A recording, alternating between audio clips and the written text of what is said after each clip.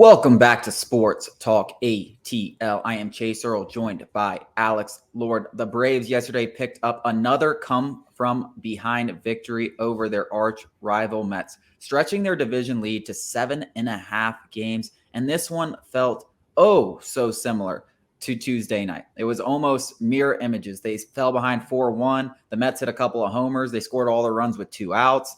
And then the Mets bats went quiet. And the Braves came to life. The hero of the night was Michael Harris. He went 3 for 4. The guy was hitting below 170 coming into the game. He had less than a 500 OPS. He had absolutely nothing going for him. It did seem like he was getting a little bit better approaches and a little bit better at bats at the plate, but there were still no signs that this was coming. He leads off the third inning with a bunt. And you know me, Alex, I am the anti-bunt. I want the Braves. The Braves nearly set a record last year for not bunting the entire season. I think they bunted late in September one time, and it pissed me off because I wanted that record. That's such a great record. We didn't bunt once the entire season. But I have an excuse. If you are hitting below 200 and you are as fast as Michael Harris and you just need to get something going and you got Max Scherzer on the mound, it's the only time you're allowed to bunt. He gets a hit. Francisco Alvarez throws it over the first baseman's head. He gets to second. They don't end up scoring that inning, but it got Michael Harris going and set him up for later in the game.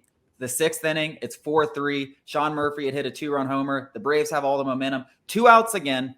Michael Harris, double, ties the game. Acuna brings in the next guy, single. But that wouldn't even be the biggest hit of the night. That right there would have been Michael Harris's best game of the season. He comes back up in the 8th. Runner on third, 2 outs again, 443-foot homer. I can't even remember the last time Michael Harris hit a homer. He's got the power, clearly, 440 feet. Can't remember the last time he hit a homer. Game winner, game, set, match. And this really feels like one.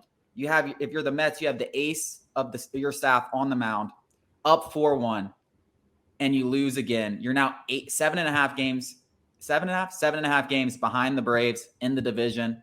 It feels like that might just crush their will. I know it's June, but that is a soul crusher. That is a gut punch to any organization, especially one like the Mets, who just blew a 10.5 game lead in the NL East a year prior.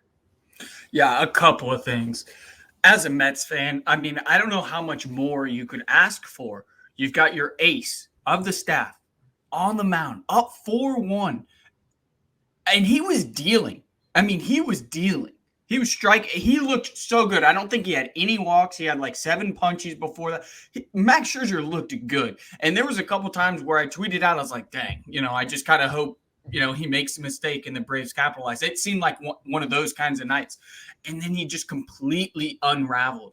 I don't feel bad for Mets fans, but I would be fuming. It seems like every big game, Scherzer melts down. And the Braves has just had his number throughout his career. So it's not just against the Braves, but it kind of is just against the Braves.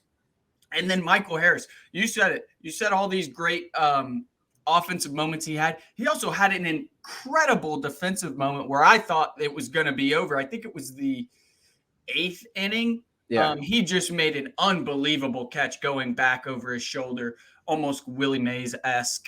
It was an all-around encouraging performance for him. Hopefully this gets him going. And he said something so interesting that I want to talk about a little bit as well. He credited a Marcell Ozuna pep talk for this turnaround. Prior to Tuesday's last at-bat, in which he smoked a ball, but it just found an outfielder's glove, he said, you're the best center fielder in baseball. You got to start acting like it. You got to be up there and like having fun, that you are the guy. And it seems that Money Mike, that resonated with Money Mike, because he came out the next game and went 3 for 4, raised his OPS, I think like over 150 points, something like crazy.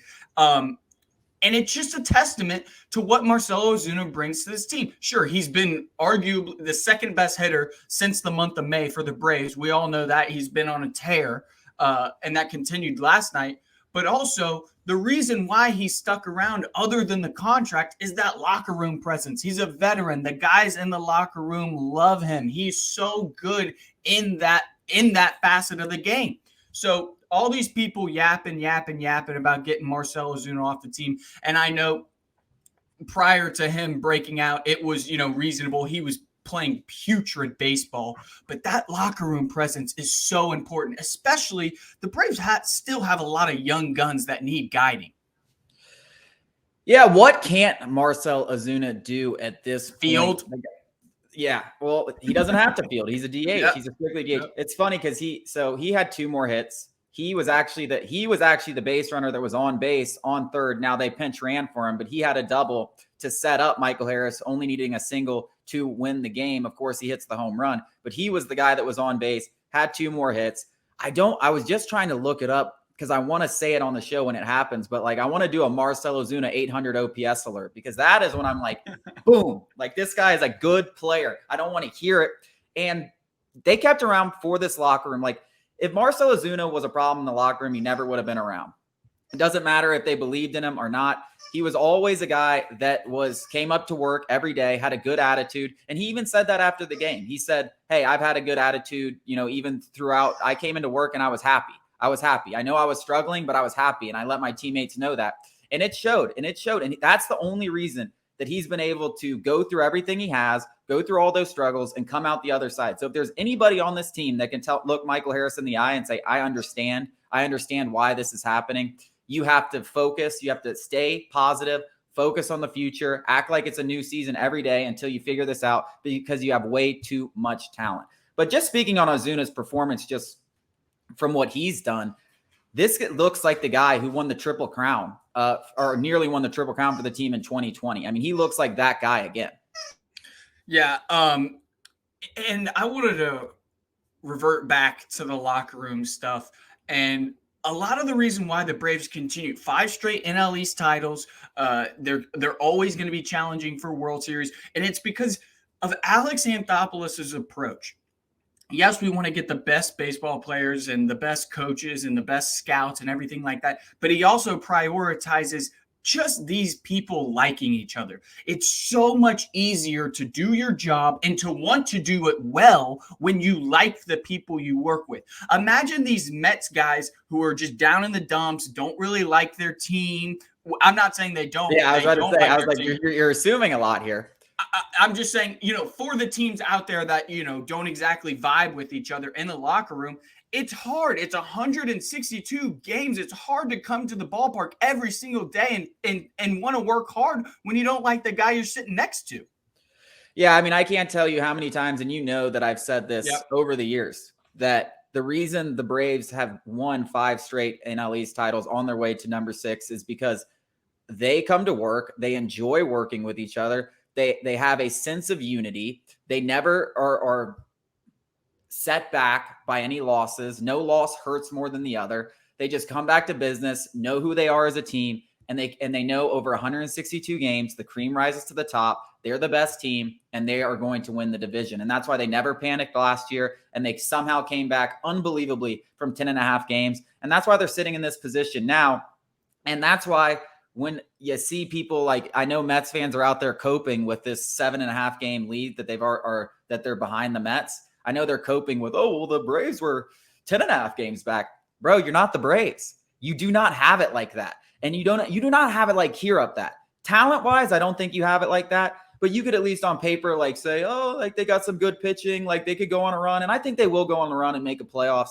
They're not catching the Braves. You don't have it mentally up there to catch the Braves. And that is the difference. Mentally, you cannot get over this hurdle that is the Atlanta Braves. There has been times, even last year, where the rosters were probably pretty close. You couldn't get over that mental hurdle then with a 10.5 game lead. You're definitely not coming back from 7.5 games. And the Braves just look like a team right now that's gaining steam, gaining momentum. If Michael Harris gets going, I said it yesterday, it's a wrap. It's a wrap. You have that guy who is the NL Rookie of the Year hitting 9th. If he starts getting going, gets hot, it's a wrap. Because Arcia, he's been really good. He's hitting out of the 8-hole. Rosario's getting hot. Marcell Ozuna is one of the hottest players on the planet since the month of May. And then you have the top of the order, which is probably better than any top of the order in baseball. You got a rotation that is missing 2 of their aces and still one of the best in baseball. And you got a bullpen that seems to be finding themselves. AJ Minter comes in, gets a save. Another really good performance from the bullpen. They gave up 1 run. Yates looked terrible. Yates is like the last guy coming out of the pen, though. He just hadn't pitched him forever. Sure, and he's looked somewhat better as of late. He's still just not that guy. And I couldn't believe that Snicker went to Kirby Yates. I couldn't believe he stuck with him. Like after he couldn't throw a strike, I was like, bro, do you not have someone else throwing up there that can come in, man? Give me something else. And it worked. I mean, worked. Yeah. How was that? We avoided disaster because of a spectacular play by Acuna. But yeah, that was scary. We're going to talk more about this game coming up. There was a very big storyline in this game that we haven't even brought up, and that was Pete Alonso getting beamed with a 97-mile-per-hour fastball in his first at-bat up. We had fans cheering. Don't really love that. I don't think it was on purpose. He talked about it after the game. We're going to talk about it after the break.